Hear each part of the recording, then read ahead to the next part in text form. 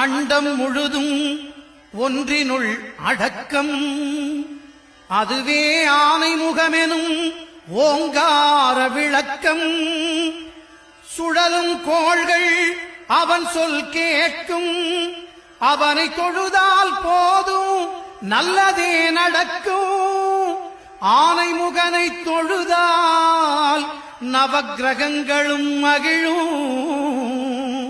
நல்லதே நடக்கும், நல்லதே நடக்கும்.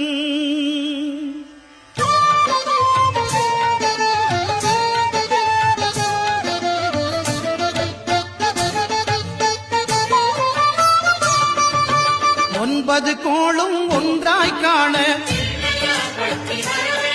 அங்கு கற்பகம் என்னும் கடவுளின் மெய்யில்